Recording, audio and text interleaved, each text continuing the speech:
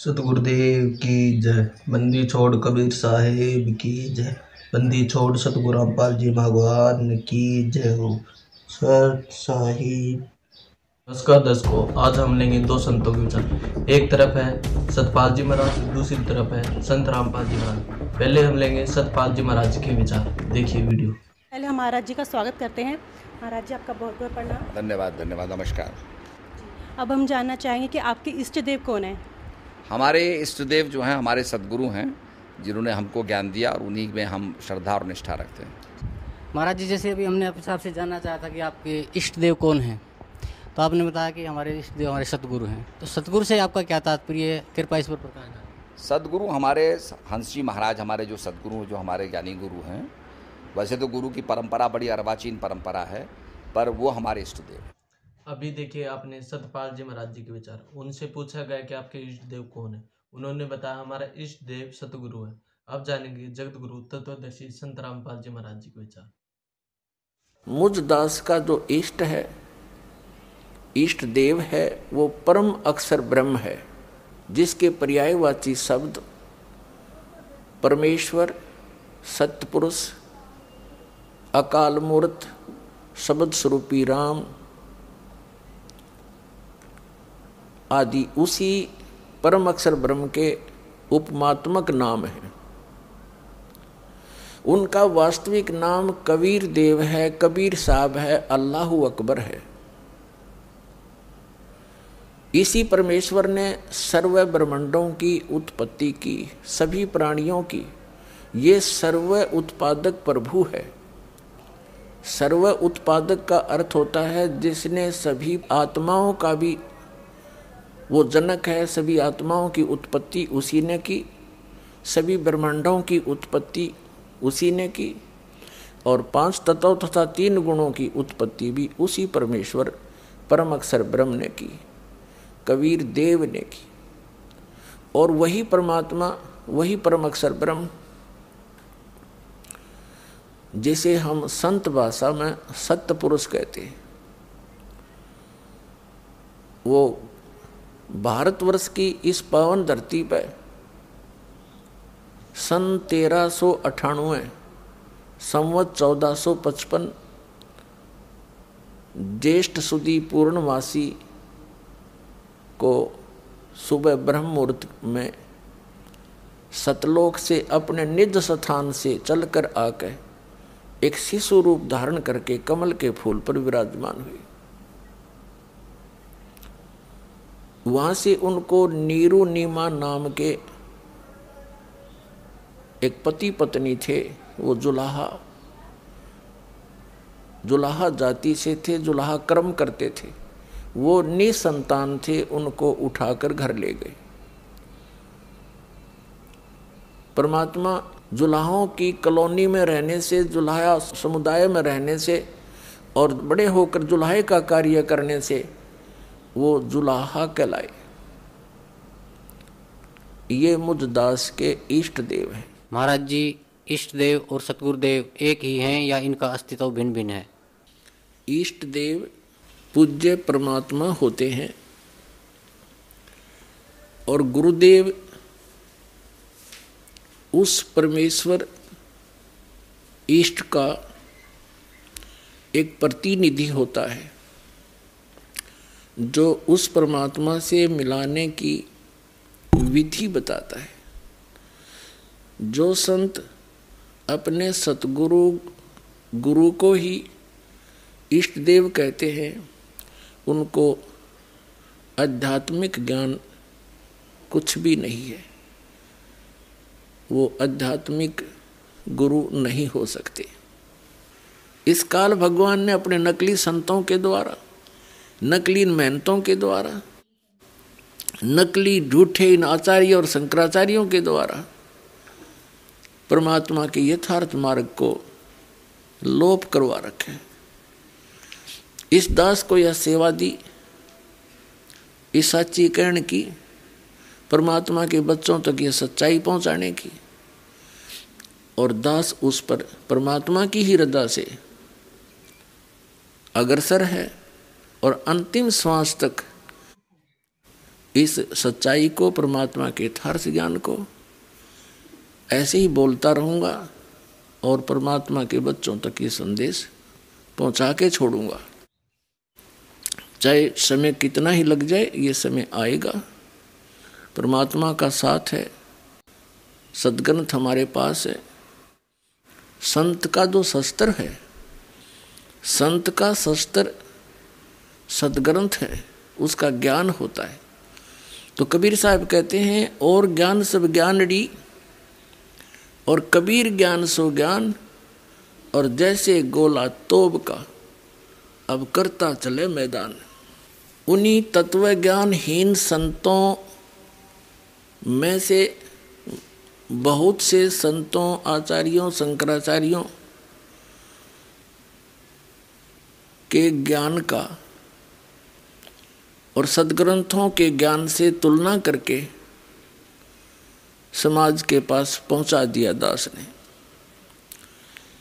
उन्हीं में से कुछ शेष रहते हैं, उनको भी आपके रूबरू कर रहा हूं।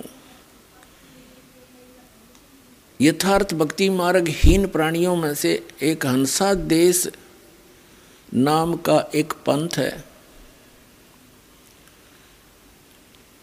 जिसके अंदर करोड़ों की संख्या में श्रद्धालु फंसे पड़े हैं। और श्रद्धालु ही होते हैं। वो अपने भगवान पर ब्लाइंड फेथ करते हैं, अपने गुरु पर वो अंधविश्वास करते हैं। और श्रद्धालु का ये स्वभाव होना भी चाहिए, क्योंकि टीचर के वचनों पर स्टूडेंट ऑब्जेक्शन नहीं कर सकता, क्योंकि वो टीचर मान रहा है उसको। तो वो टीचर उस विद्यार्थी को यदि 2 दूना 6 पढ़ा रहा है, तो वो बच्चा 2 दूना 6 ही पढ़ेगा। और दूसरा व्यक्ति कोई उसको कहने की चेष्टा करे घर पे कि आप गलत बोल रहे हो, तो वो नहीं मानता। उसका स्वभाव है, वो विश्वास करता है अपने अध्यापक पर। अब इस स्वभाव का दुरुपयोग कर लिया इन नकली संतों ने, तत्व ज्ञानहीन संतों ने। इनको ना सद्ग्रंथों का ज्ञान, ना वेद और गीता और पुराणों का ज्ञान, और बन गए ये गुरु।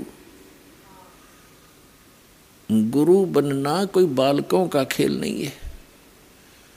एक अनमोल मनुष्य जीवन के साथ खिलवाड़ करना और उसका भार अपने सिर पे रखना, ये बहुत बड़ा अपराध है परमात्मा के विधान में।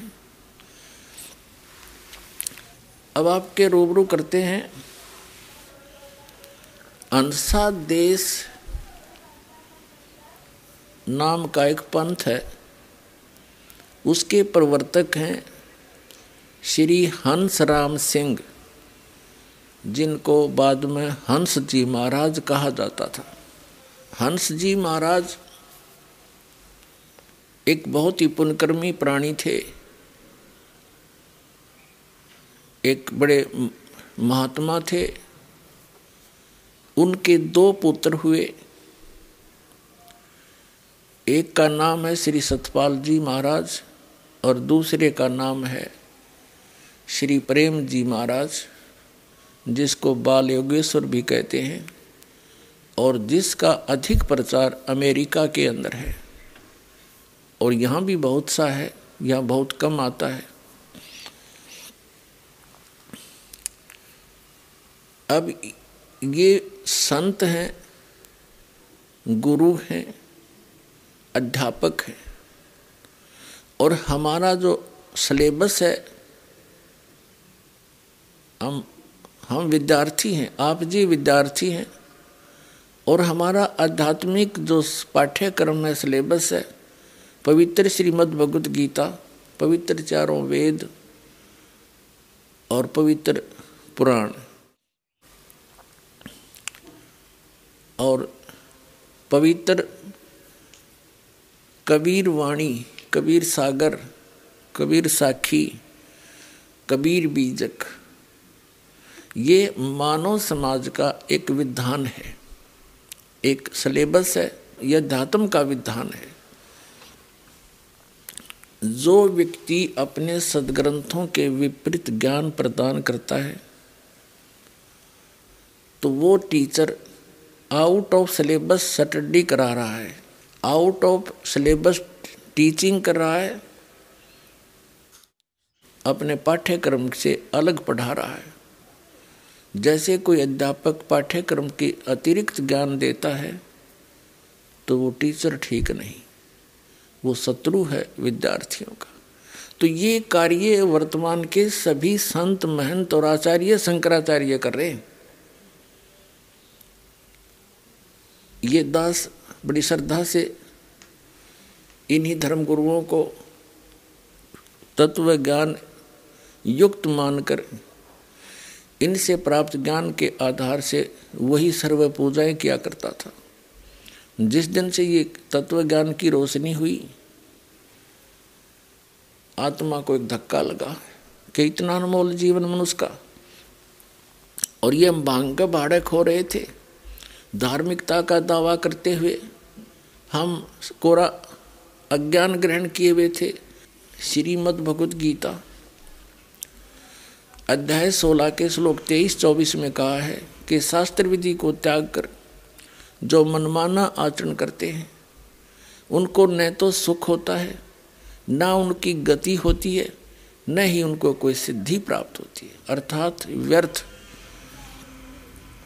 यूजलेस। फिर कहा है 16वें अध्याय के 24वें श्लोक में, इससे तेरे लिए अर्जुन सद्ग्रंथ ही प्रमाण है। उन्हीं को आधार मानकर अपने भक्ति क्रम को आगे बढ़ाना। कर्तव्य और अकर्तव्य की व्यवस्था में कौन से भक्ति क्रम करने चाहिए, कौन से ना करने चाहिए, उनके लिए सद्ग्रंथ ही प्रमाण है। अब ये आपने देखे जगत गुरु तत्वदर्शी संत रामपाल जी महाराज जी के विचार। अब जानेंगे सतपाल जी महाराज जी के विचार। जो दीक्षा आप देते हैं वो आपको अपने गुरु से मिली है या खुद से आप दीक्षा देते हैं अपने भक्तों को? हमारे सदगुरु से मिली, हमारी गुरु परंपरा में, संत परंपरा में गुरु से मिली। महाराज जी, जब पूजा की विधि बताते हैं श्रीमद् भागवत गीता में ये वर्णित है, ये चीज़ क्या?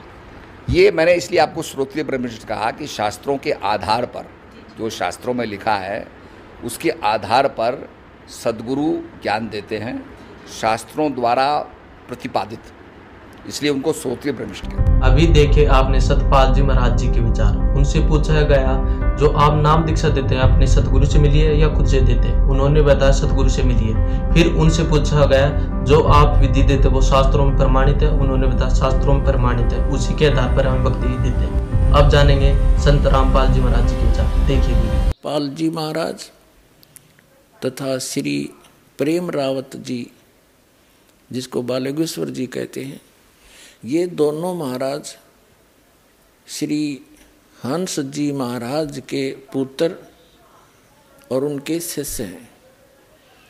ये कहते हैं कि जो दीक्षा हमारे पूज्य गुरुदेव श्री हंस जी महाराज दिया करते थे वही दीक्षा हम अपने अनुयायियों को प्रदान कर रहे हैं। पुण्यात्माओं, जो इनके पूज्य गुरुदेव श्री हंस जी महाराज जो साधना स्वयं करते थे और जो दीक्षा देते थे उससे उनको क्या मिला?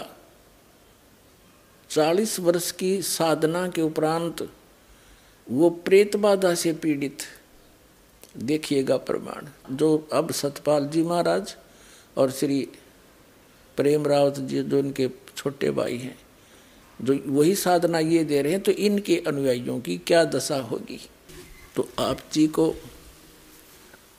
इस हंस जी महाराज के द्वारा दिए गए ज्ञान की एक झलक, और जो भक्ति वो किया करते थे और कराया करते थे वो शास्त्र अनुकूल है या शास्त्र के विरुद्ध, और जो साधना वो किया करते थे उस भक्ति से उनको कितना लाभ या हानि हुई, तो उससे ये स्पष्ट हो जाएगा कि वो साधना उचित थी या अनुचित थी। ये आपके रूबरू करते हैं। ये एक पुस्तक है, देखिएगा, ये एक पुस्तक है अमृत के कलश, श्री हंस जी महाराज जीवन एवं दर्शन। संपादक हैं Chaman Lal Tandon, MA MA M.Ed, Delhi विश्वविद्यालय, MA। और ये कहाँ से प्रकाशित है? प्रकाशक हैं मानव उत्थान सेवा समिति, प्रधान कार्यालय 2/12 पंजाबी बाग, नई दिल्ली से।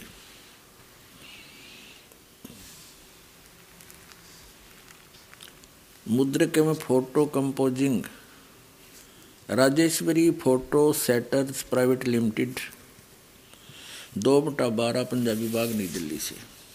इनके जन्म के विषय में थोड़ी सी बताते हैं। पृष्ठ नंबर 50 पे इनका जन्म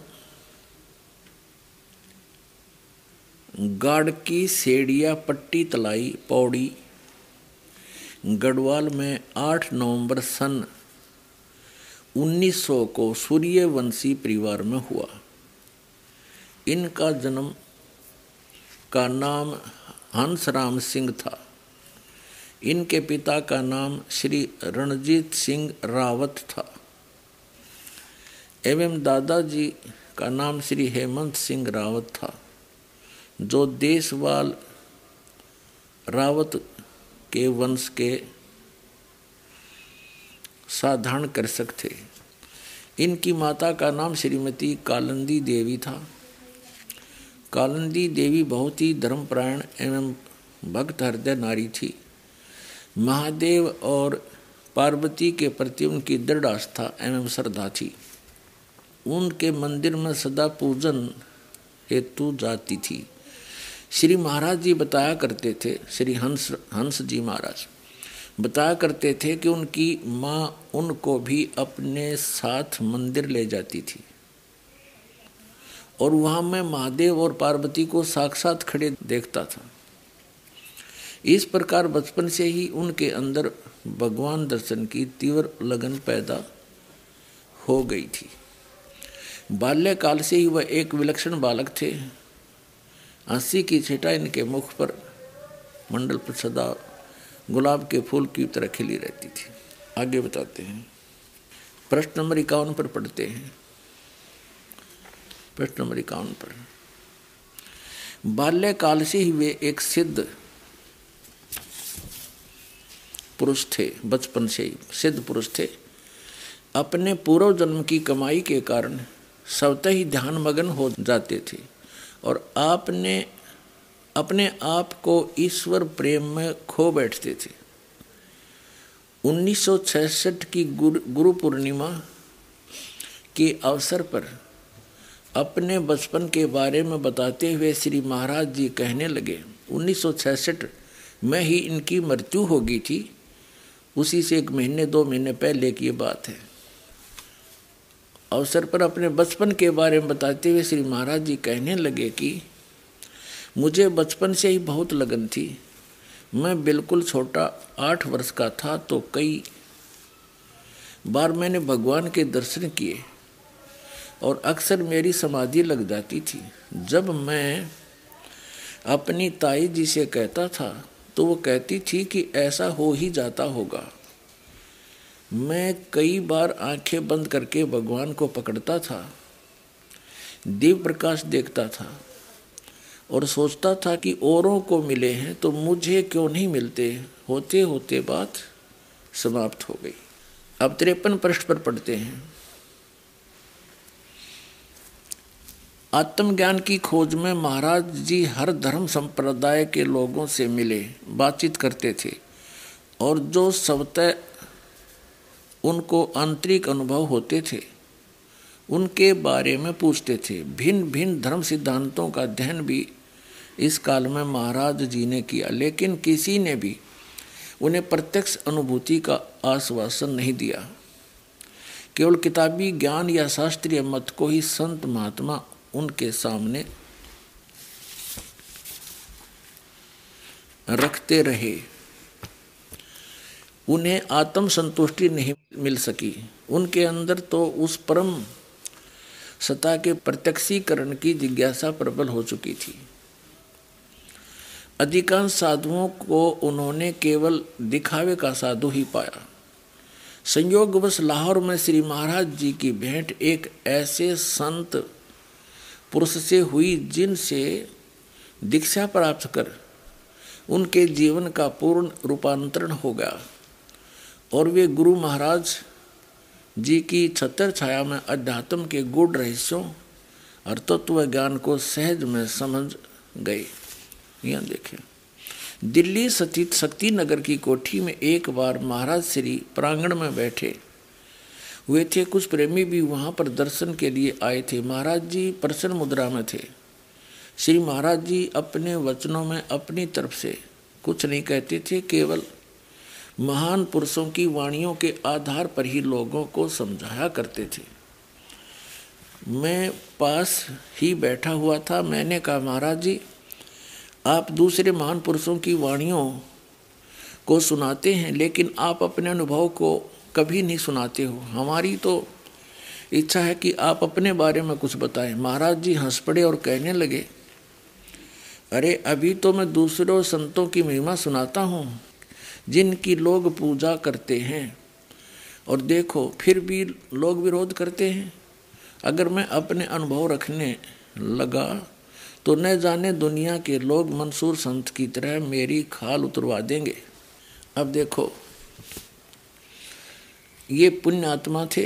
पूर्व जन्म की पुण्य कमाई से बचपन से ही इनके अंदर परमात्मा के पाने की लगन थी। समाधिस्थ हो जाते थे। भगवान शिव और पार्वती को साक्षात खड़ा देखा करते थे, जैसा ये बता रही।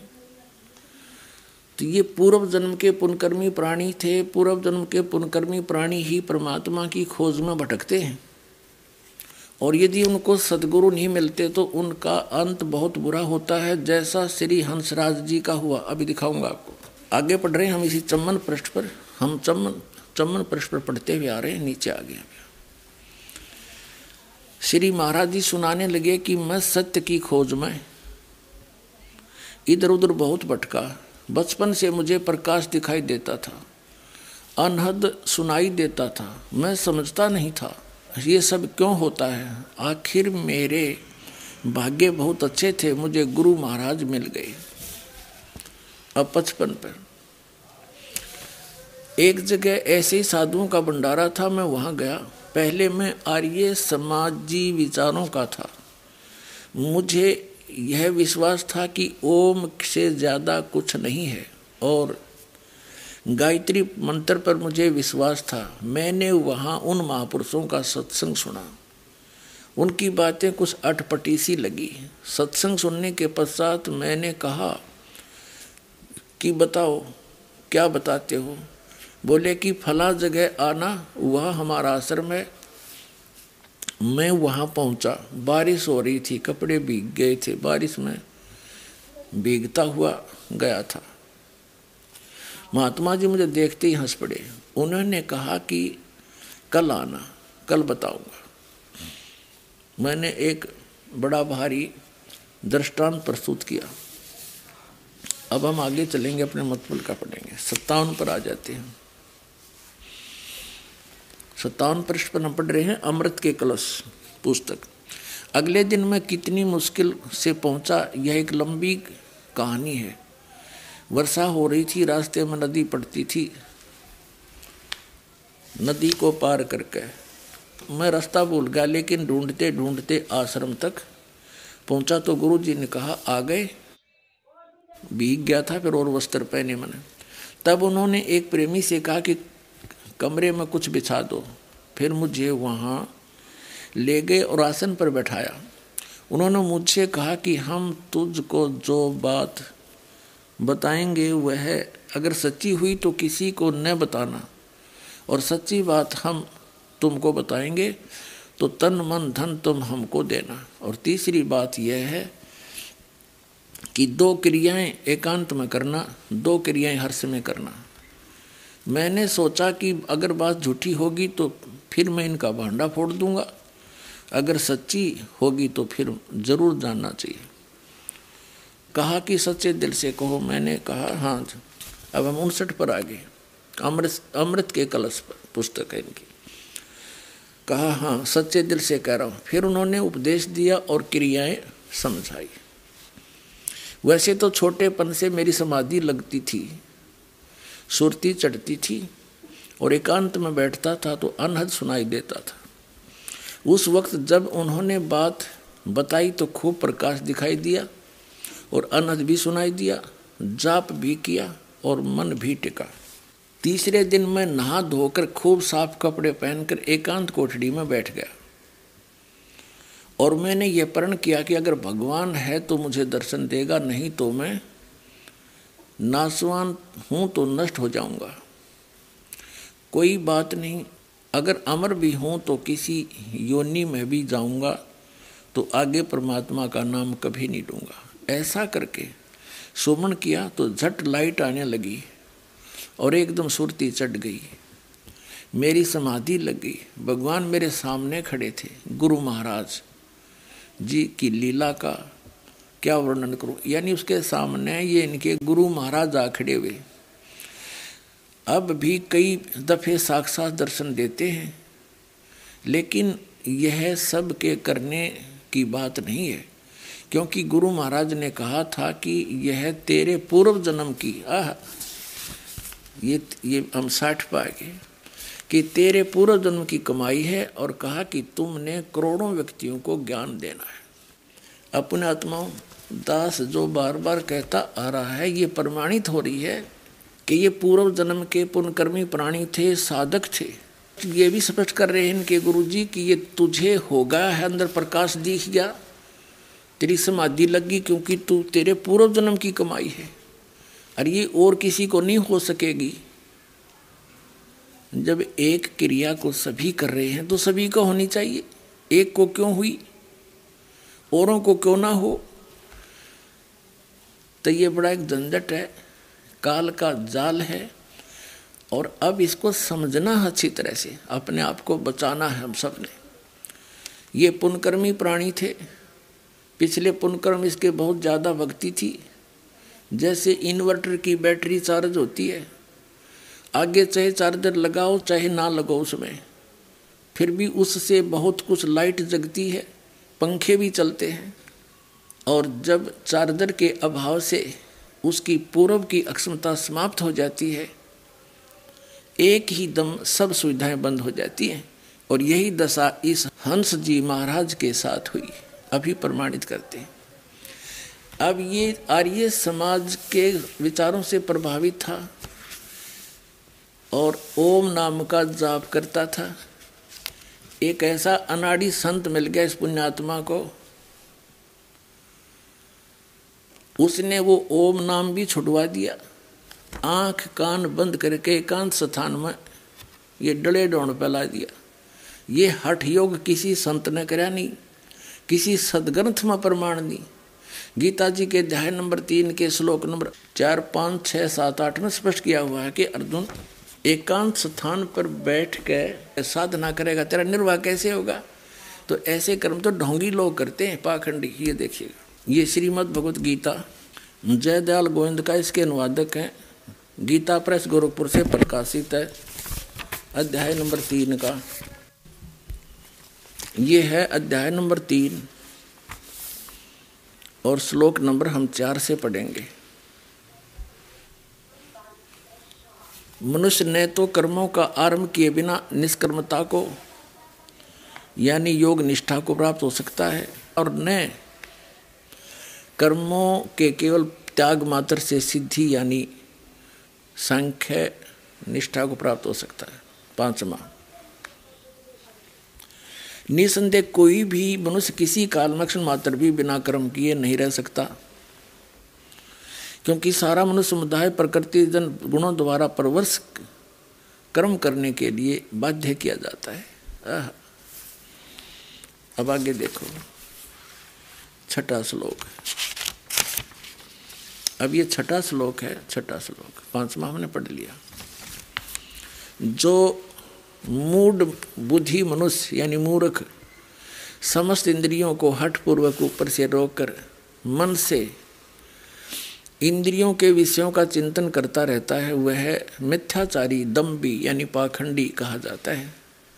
7वें में कहा है कि किंतु हे अर्जुन, जो पुरुष मन से इंद्रियों को वश में करके अनासक्त हुआ, समस्त इंद्रियों द्वारा कर्म योग का आचरण करता हुआ, यानी काम करते करते उठते बैठते चलते फिरते करता है, वही श्रेष्ठ है। तो 8वां क्या लिखा है, अध्याय 3 का 8वां श्लोक, तू शास्त्र विहित कर्तव्य कर्म कर, जो सदग्रंथों में प्रमाण है वो कर्म कर, उसके अनुसार साधना कर, करने योग्य कर्म कर, क्योंकि कर्म न करने की अपेक्षा कर्म करना ही श्रेष्ठ है, तथा कर्म न करने से तेरा शरीर निर्वाह भी तो नहीं सिद्ध होगा। अब इससे क्या सिद्ध हो गया कि सदग्रंथों में जो प्रमाणित साधना है उस साधना को तू कर। वो साधना क्या है, कौन सी है, कहाँ प्रमाण है? जैसे श्रीमद् भगवत गीता अध्याय नंबर 8 के श्लोक नंबर 13 में गीता ज्ञानदाता कहता है, ओम इति एकाक्षरम ब्रह्म व्यवहारण माम अनुसमरण यह परियाति तजन देहम स याति परमाम गति। मुझ ब्रह्म का एक ओम अक्षर है, नथिंग एल्स, बस यही है। उच्चारण करता हुआ जो व्यक्ति शरीर त्याग कर जाता है, यानी इसका स्मरण करता हुआ, उच्चारण करके स्मरण करता हुआ जो व्यक्ति शरीर त्याग कर जाता है, स याति परमाम गति, वो ओम मंत्र से मिलने वाली परम गति को प्राप्त होता है। गीता जी में इसके अतिरिक्त कोई मंत्र नहीं है इस ब्रह्म की साधना का।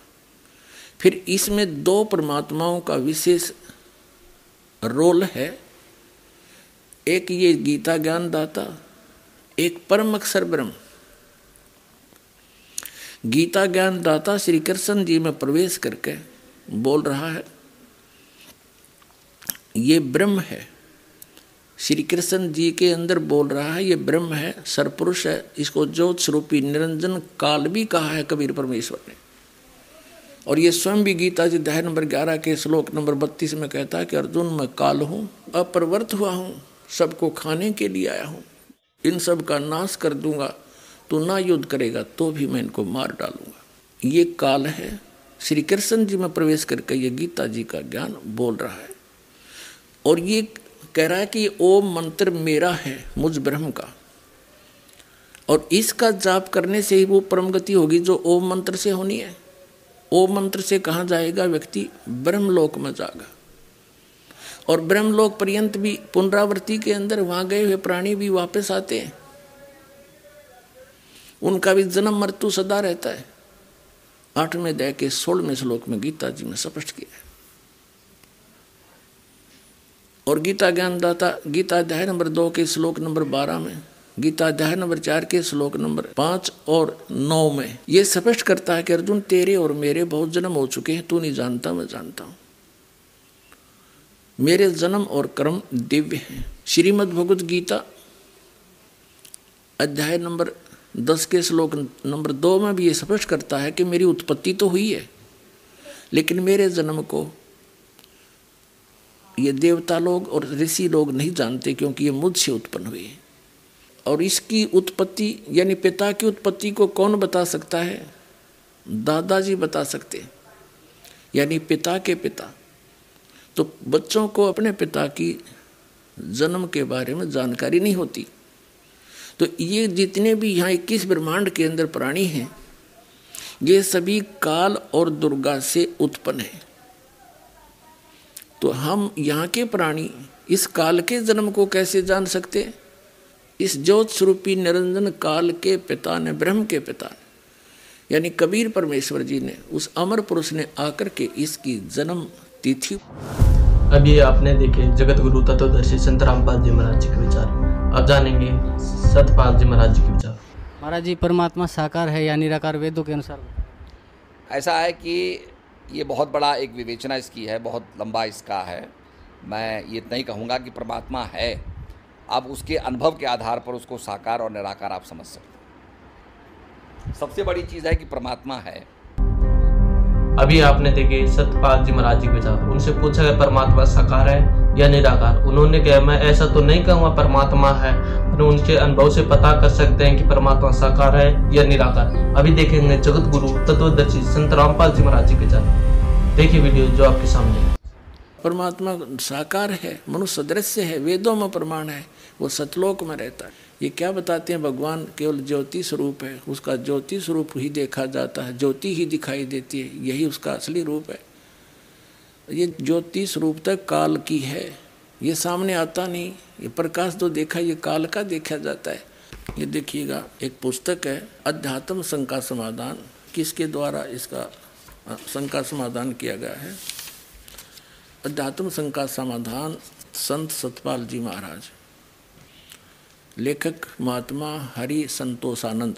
ये प्रश्न उत्तर सतपाल जी के हैं और लेखक है सिर्फ ये महात्मा हरि संतोषानंद। प्रकाशक है ये मानव उत्थान सेवा समिति 2/12 पूर्व पंजाब विभाग नई दिल्ली 26।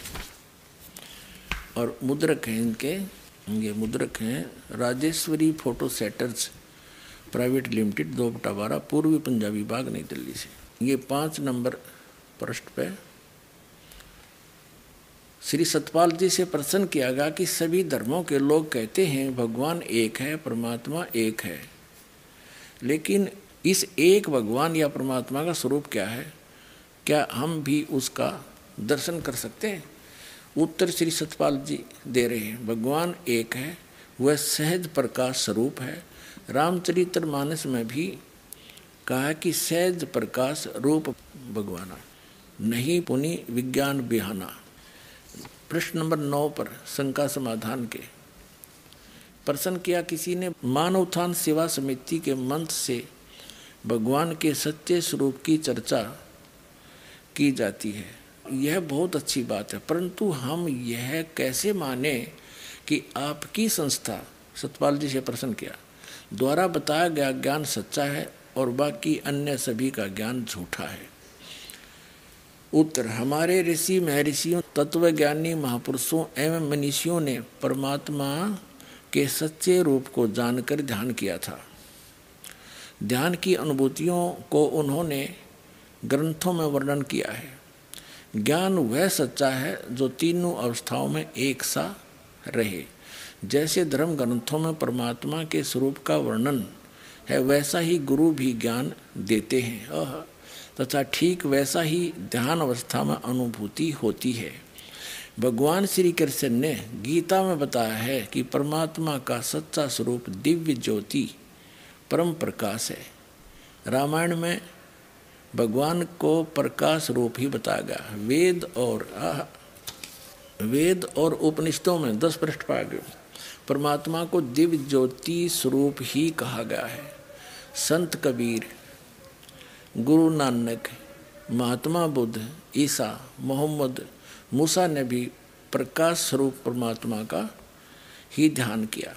सभी संतों व ग्रंथों ने एक स्वर में कहा है कि उस प्रकाश स्वरूप परमात्मा का ज्ञान समय के सच्चे सतगुरु ही करा सकते हैं। अपने आत्माओं, अब ये श्री सतपाल जी के सट्टे मारे हैं, नो का वेदों में भी परमात्मा ज्योत स्वरूपी लिखा है। कबीर साहब भी ज्योत स्वरूपी बताते थे, नानक जी भी प्रकाश ही बताते थे। इन्हें खाक पड़ा फिर वेदों को है। अब दिखाता हूँ आपको वेदों में क्या प्रमाण है। इन वेदों के विद्वान माने जाने वाले जितने भी ऋषि महर्षि हुए हैं, आचार्य शंकराचार्य हुए हैं, या ये जितने कबीरपंथी नकली, ये सभी नौके परमात्मा निराकार और वेदों को सतमानीय, वेदों को आधार मान के ज्ञान देते और भगवान को निराकार बताते। एक महर्षि दयानंद आर्य समाज प्रवर्तक ने वर्तमान में इन वेदों का ठेका ले रखा था कि जो ज्ञान महर्षि दयानंद को है विश्व में किसी को नहीं, ये वेदों के सही ज्ञाता है। और महर्षि दयानंद वेदों का कख भी पता नहीं था, वो निराकार बताओ भगवान को। और वेद क्या कह रहे हैं, इन्हीं के अनुयायियों के, और महर्षि दयानंद का क्या अनुवाद है बताओ। इन अंग्रेजा की यह समझ में ना आई, तुम कह क्या रहे और वेद क्या बता रहे हैं। अगर ये दास अनुवाद करता तो ये आगे नहीं आने देते, नो कहे रामपाल के जाने संस्कृत ने। उठपटांग कर रखी है। और इन अंग्रेजों द्वारा, इन इंजीनियरों द्वारा करा रखा अनुवाद परमात्मा ने इनके कर कमलों से। और इन सब से लिखवा रखा सच्चाई, इन्हें खुद पता नहीं इसमें क्या लिखा है। इसके लिए परमात्मा कहते हैं कि मोती मुक्ता दर्शत नाही, ये जगह सब अंदरे और दिखत के तैन चश्मिन के फिरा मोतिया बंदरे। अब देखिएगा ऋग्वेद मंडल नंबर 9, इसके अंदर दिखाते हैं आपको। और ये किसका अनुवाद है? महर्षि दयानंद इन आर्य समाजियों का, महर्षि दयानंद के अनुवाद अनुयायियों का। प्रकाशक है सार्वदेशी कार्य प्रतिनिधि सभा, महर्षि दयानंद भवन, रामलीला मैदान, नई दिल्ली से छपा है। ये अनुवाद करता मुद्रक है Prince offset printers 1510 Pataudi house Daryaganj नई दिल्ली से। अब इसको आपका दिखाते हैं ऋग्वेद मंडल नंबर 9 सूक्त नंबर 86 का। ऋग्वेद मंडल नंबर 9 सूक्त 86 का मंत्र 26। इसमें वही प्रमाण जो का त्यों, वही प्रमाण जो कबीर सागर में धर्मदास जी ने बताया आँखों देख के, वो ज्यों का त्यों प्रमाण आपको इन पवित्र वेदों में मिलेगा। देखिएगा ऋग्वेद मंडल नंबर 9 सूक्त 86 का मंत्र 26 है। यहाँ है ये कबीर शब्द, हम इसको कबीर बोल रहे हैं, वह को हम वह बोलते हैं अपने देसी लैंग्वेज में, देसी भाषा में। यज्ञ करने वाले यजमानों के लिए परमात्मा, यज्ञ माने धार्मिक अनुष्ठान करने वाले यजमान माने भक्तों के लिए परमात्मा सब रास्तों को सुगम करता हुआ उनके विघ्नों को, संकटों को मर्दन करता है, नाश करता है और उनको पवित्र करता हुआ और अपने रूप को सरल करता हुआ वह कांति में परमात्मा देखे। इन्होंने इस कबीर का इन्होंने ऐसे संधि छेद कर अर्थ कर दिया सर्वज्ञ, विद्युत के समान क्रीड़ा करता हुआ। या लिखना था वो कबीर देव वर्णीय पुरुष को प्राप्त होता है। वर्णीय माने अच्छे श्रेष्ठ पुरुष को प्राप्त होता है। अपनात्मा इन्होंने यहाँ कबीर का अपसर्ग लगा के कवि ही बना दिया, अर्थ कर दिया सर्वज्ञ। देखो ये कबीर अतो, इसका इन्होंने ये संधि छेद कर दिया। इसका अर्थ यहाँ लिखना था कबीर देव, बुद्धिमता ये थी। जैसे उदाहरण के लिए ये यजुर्वेद है, ये यजुर्वेद है, इसका ऊपर रह लगा है, इसको संधि छेद करेंगे इस रह को यहाँ लगा सकते हैं, 2 अपसर्ग। जहाँ भी इस यजुर्वेद नामक ग्रंथ की महिमा होगी और वहाँ केवल यजु भी लिखा हो तो उसका अंडरस्टूड अनुवाद करता ने लिखना पड़ेगा यजुर्वेद, वो बुद्धिमान है अगर ऐसा लिखता है। इसका अर्थ कर दे यजु का, तो जिसकी महिमा बताई जा रही हो तो फिर उसका ज्ञान कैसे होगा, वो क्या चीज़ है, कोई पुस्तक है या कोई और वस्तु है। देखिएगा ये यजुर्वेद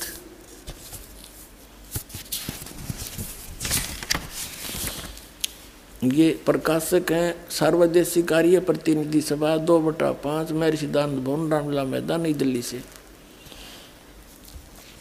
इसके अनुवाद करता महर्षि दयानंद सरस्वती, आर्य समाज प्रवर्तक, मुद्रक के Prince offset printers 1510 Pataudi house Daryaganj नई दिल्ली से। इसके 36वें अध्याय में एक यजु शब्द है, यजुर्वेद की महिमा है। यो है 63वां अध्याय, 36वां अध्याय। इसका प्रथम ही मंत्र है।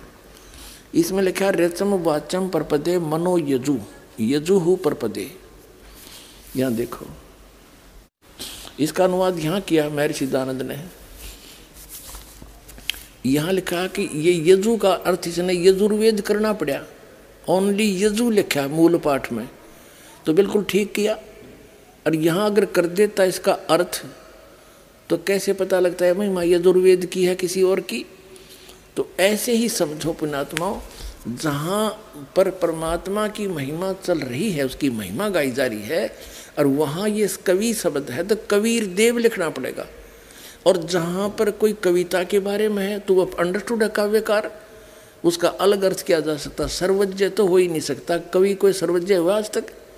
इन मारा के सट्टे। अब आपको दिखाते हैं हम फिर ये ऋग्वेद पर आगे यजुर्वेद रख दिया। अब हम यहाँ आगे ऋग्वेद मंडल नंबर 9 सूक्त 86 का ये मंत्र 26 है, हम फिर पढ़ने इसका। कहते हैं यज्ञ करने वाले यजमानों यानी साधना करने वाले साधकों, भक्ति करने वाले भक्तों के लिए परमात्मा सब रास्तों को सुगम करता हुआ उनके विघ्नों को, संकटों को मर्दन करता है और उनको पवित्र करता हुआ और अपने रूप को सरल करता हुआ वह कांतिमान यानी तेजोमय शरीर युक्त परमात्मा कबीर देव, यहाँ लिखना चाहिए हमने कबीर देव, बस हम कबीर साहब बोल रहे हैं, ये कबीर देव लिख दें, ये व्याकरण के ज्ञाता कबीर देव लिख देते, हम उसको कबीर देव बोला। हाँ, कबीर देव माने परमेश्वर, कबीर साहब कह जाए, भाषा भिन्न है, बाकी उसी महिमा की, उसी परमात्मा की महिमा चारों वेद बता रहे हैं। कबीर साहब ने कहा था धर्मदास ये चारों वेद मेरी ही महिमा का गुणगान करते हैं। वेद मेरा भेद है, मैं ना मिलूं वेदन के माही, और जौन वेद से मैं मिलूं ये वेद जानते नहीं। ये चारों वेद मेरी ही महिमा बता रहे हैं, लेकिन इन वेदों में वर्णित विधि से मेरी प्राप्ति नहीं, क्योंकि यजुर्वेद अध्याय नंबर 40 के मंत्र नंबर 10 से लेकर 13 तक स्पष्ट कर दिया है कि उस परमात्मा की सही जानकारी तो तत्वदर्शी संत बताओगे, उन तो पूछ ले। वेद ज्ञान दाता भी वही है जो गीता ज्ञान दाता है, और वही कुरान शरीफ ज्ञान दाता है। तो ये कहता है कि उनसे पूछो। तो यहाँ पर जो परमात्मा कहते हैं कि जो वेदों में ज्ञान है वो तो मेरे बारे में है, लेकिन मेरे पाने की विधि को ना, क्योंकि ये वेदों में केवल एक ओम मंत्र है। यजुर्वेद अध्याय नंबर 40 के और मंत्र नंबर 15 में कहा कि ओम कर्तु समर कल्वे समर कर्तुम समर, मुजब्रम का ओम नाम है। 40 में जाके फिर 17वें श्लोक में कहा कि वो परमात्मा तो प्रोक्ष है, गुप्त है, और मुजब्रम का ओम नाम है। तो वेदों से इन ऋषियों ने ज्ञान तो था नहीं, तत्वदर्शी संत मिला नहीं, ओम नाम को पूर्ण परमात्मा का मान कर रगड़ा लाना शुरू कर दिया। ये तो ओम का काल का जाप है, ब्रह्म का, इससे जन्म मरण छूटा नहीं, तो वो परमात्मा नहीं मिल सकता इन वेदों में वर्णित विधि से। तो कबीर साहब कहते हैं कि वेद मेरा भेद है, मैं ना मिलूं वेदन के माही, और जौन वेद से मैं मिलूं ये वेद जानते नहीं। वो कौन सा वेद है?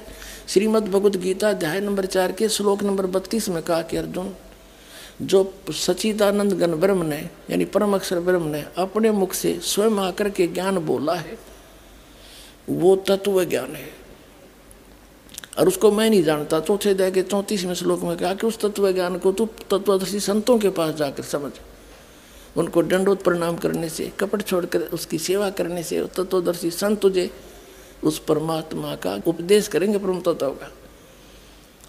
तो इसलिए कहा है कि तो यहाँ इनको वो मिला नहीं, तो इसलिए कहते हैं गुरु बिन काहुन पाया ज्ञाना, जो थोथा भूसड़े मूड किसाना, गुरु बिन वेद पढ़े जो प्राणी, समझ अनुसार रहे अज्ञानी। ये सारे अज्ञानी थे, अभी तक वेद भी पढ़े थे।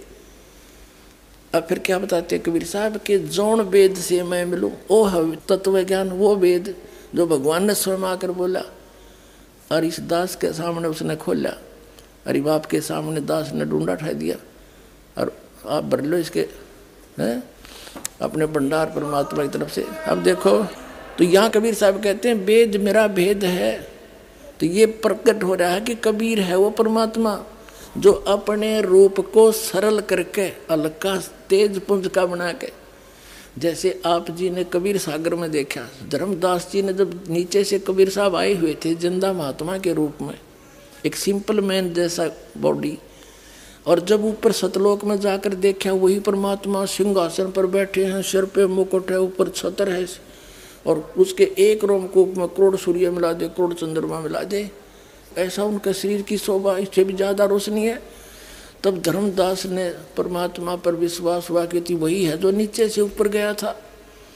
तब धर्मदास जी ने पूछा, हे परमात्मा, आपने अपना वो रूप, वो शोभा यहाँ क्यों नहीं शोभा युक्त आए?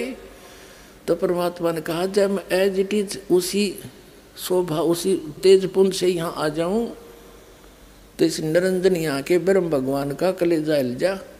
और उस इतने नूर ने तुम देख नहीं सकते चरम दृष्टि, वो तो ऊपर की दृष्टि उस आत्मा वाली न्यारी है, उनसे देखा जाता है। इसलिए मैं अपने उस हल्के उस शरीर को सरल करके आया हूँ। यह अपने उसमें कबीर सागर में प्रमाण देख लिया। और ये वेद बता रहे हैं कि वो परमात्मा अपने रूप को सरल करके, यानी वहाँ तो घना नूर है उनका, और जब तब यहाँ आता है अच्छी आत्माओं को मिलता है। देखिएगा ऋग्वेद मंडल नंबर 9 सुख 86 का मंत्र 26 पढ़ रहे हैं हम। ये है वेद ज्ञान है। अपने रूप को सरल करता हुआ वह कांति में परमात्मा कबीर देव, यो कबीर साहब लिखना था ना कबीर देव को, चाहे कबीर परमेश्वर, विद्युत के समान क्रीड़ा करता हुआ, यानी विद्युत जैसी स्पीड इतनी गति से आता है और वर्णीय पुरुष को यानी श्रेष्ठ आत्मा को प्राप्त होता है। और देखो 27 में कमाल कर दिया।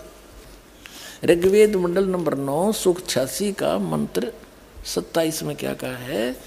वह प्रकाश पुंज परमात्मा को, जो परमात्मा ध्रुवलोक के और तीसरे पृष्ठ पर विराजमान है, वहाँ बैठा है वो भगवान, वहाँ रहता है और वहाँ से चल कर आता है गति करके। अब और दिखाते हैं ऋग्वेद मंडल नंबर 9 सूक्त 82 का है। ऋग्वेद मंडल नंबर 9 सूक्त 82 का और ये मंत्र नंबर 1 देखें। इसमें लिखा है कि जो सर्वोत्पादक प्रभु, सबकी उत्पत्ति करने वाला परमात्मा, प्रकाश रूप, सद्गुणों की वर्षा करने वाला और पापों का हरण करने वाला, वह राजेव, राजेव माने राजा के समान, राजा के समान। देख ये 269 पे कदे नकली फेरने को कहते हैं, पृष्ठ बदल गया होगा। और ये 270 पे राजा के नुन तो पढ़ दिया आपने, राजा के समान दर्शनीय है, देखण में राजा के समान है, सिंहासन पर बैठा है और वह पृथ्वी आदि लोकांतरों के चारों ओर शब्दमान हो रहा है।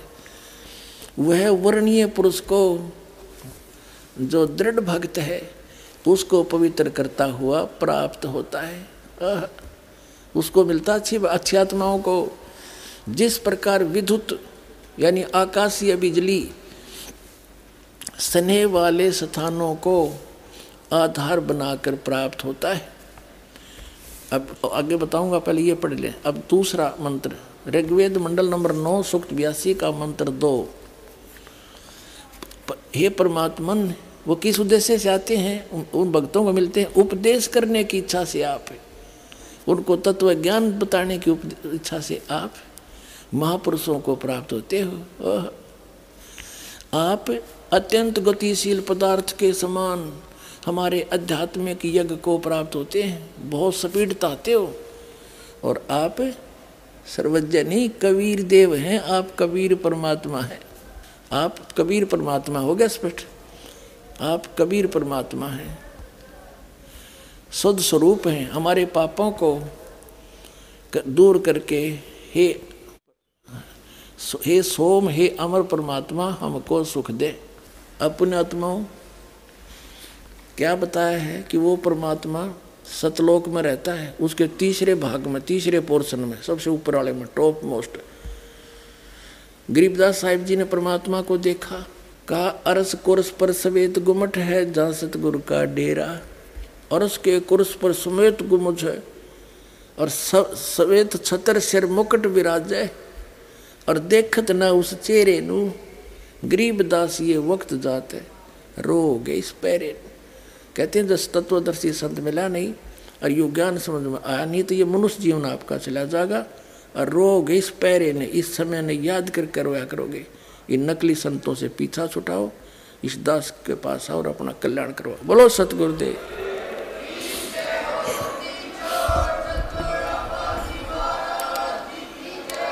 तो पुण्यात्माओं, इन सभी सदग्रंथों ने और आंखों देखा महापुरुषों ने रल मिलकर सिद्ध कर दिया, कबीर इज गॉड, नर आकार है, सतलोक में रहता है, वहाँ से चल कर आता है तो ये लीला कबीर भगवान ने की है। वो परमात्मा है, वो हम सबका पिता है, हमारे लिए भटक रहा है, उसको पहचानो और कल्याण करवाओ। बोलो सतगुरुदेव।